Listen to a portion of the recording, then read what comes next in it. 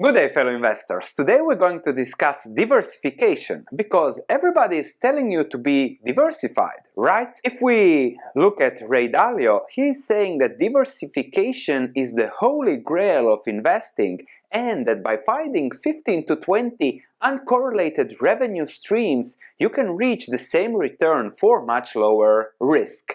So it is logical that each one of us has to have 20 different investments. However, some other guy named Charlie Munger calls it bonkers.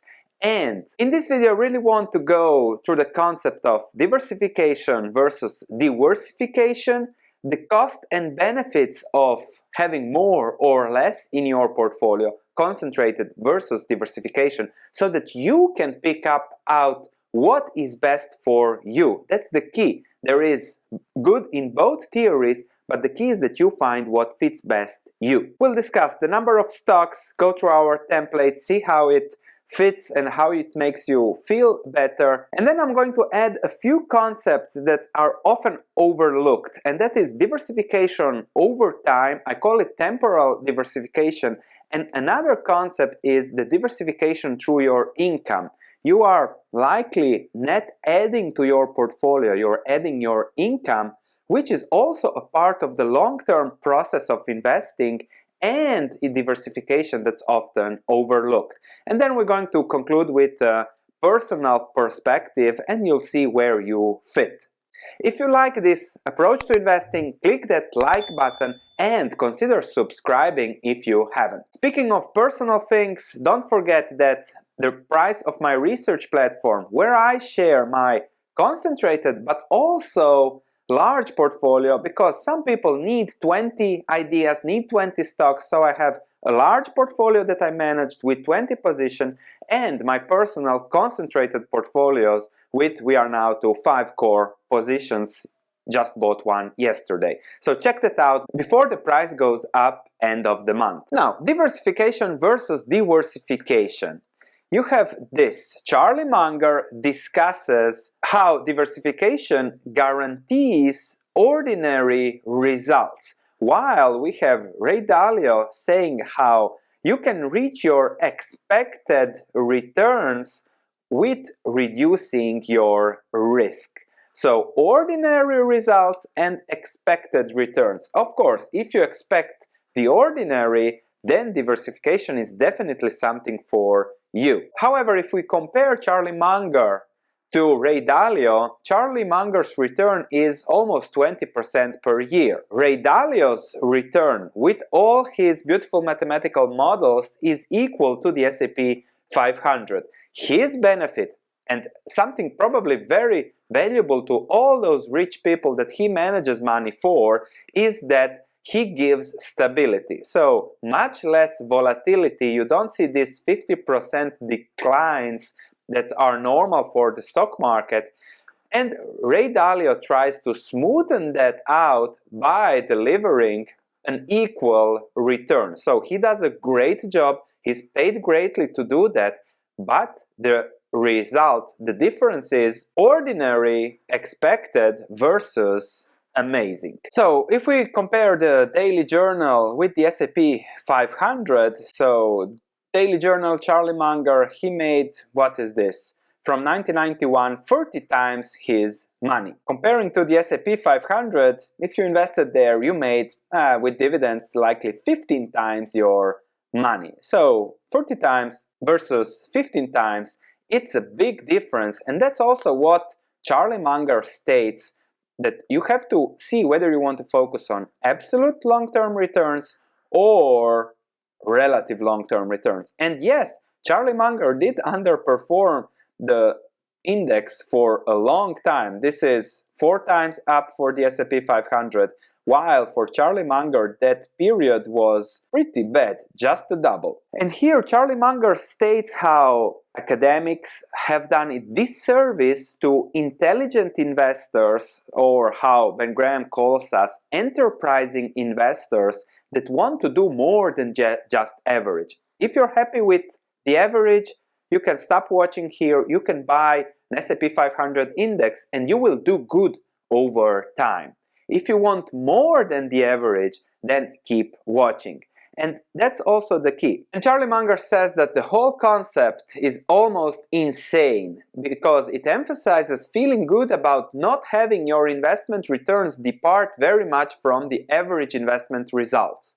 But why would you get on the bandwagon like that if somebody didn't make you with a whip and a gun? And also, Charlie Munger says that maybe just 2% of people will come into our corner and the other 98% will believe what they are told. But let's first discuss the costs and the benefits of diversification a little bit more deeper. If we look at what diversification means, of course, if you have more positions in your portfolio, then your risk for your portfolio is equal to the market risk. And that is the purpose of diversification. And further, also, as Dalio says, with 15 to 20 good uncorrelated return streams, you can dramatically reduce your risks without reducing your expected returns. What's the problem here? As Charlie Munger says, that what makes great investors is a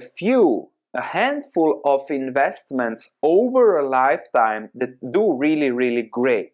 And you have to train your mind to find those. If you are constantly aiming for the average, you will miss those. And you definitely will not find 15-20 of them. You will find a few over a lifetime that will do great. And that's the difference. Why would you invest your money in the 15th possible investment when you are most likely to do better with the top 3? But going on with the benefits of diversification, uncorrelated assets with the same return, and that is beautiful mathematics, but also totally correct. If you can find uncorrelated assets with the same return, the more you add of them to a portfolio, the risk here, that's also key, the risk is measured by the probability of losing money in a given year. So how volatile is the portfolio? The risk goes down. With 20 uncorrelated assets, the probability of losing money in a year goes down to 11% compared to 40% for just one stock. So that's the beauty of diversifying, and if you can do that, then you do like Ray Dalio. And you have lower volatility but the same return. And this is the problem, the same return. Let's look a little bit at the returns available now of uncorrelated assets. Let's start with the REIT. Okay, dividend yield 4% for store capital. That's also likely the future return, 4%. If we look at the 10-year treasury constant maturity rate, uncorrelated a little bit, 1.63% per year. If we look at the dividend of Barrick Gold, the gold miner, we are at 1.49% yield. If we look at the S&P 500, we are at a dividend yield of around 2% as COVID earnings come back. Also, if we look at my stock market template that you can download, if we look at the expected returns for most stocks, we recently did the Dow 30, recently did also the European stocks 20 index, and you can expect returns of around 5% from them over the long term. So we have treasuries 1.6, stocks 4-5%, somewhere in the range there.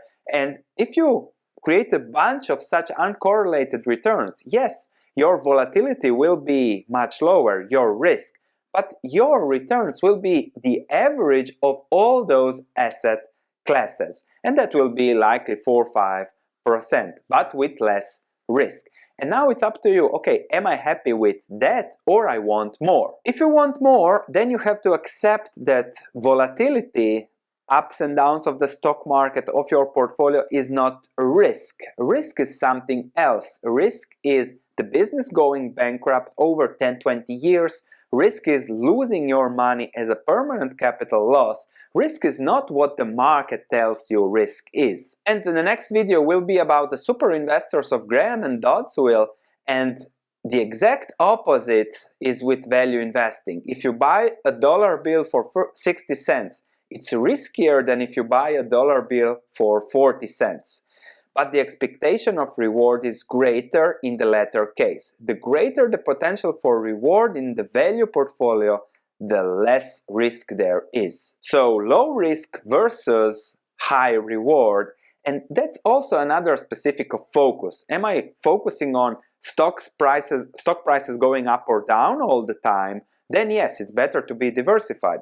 But if I focus on businesses and buying them cheap while their intrinsic value is much higher, then the lower the risk is, the higher is the return. Another example here, if I look at my comparative stock list on my research platform, I have for now 5 core businesses that I'm happy owning. This I have to adjust, then it will be higher. I'm waiting for the new numbers.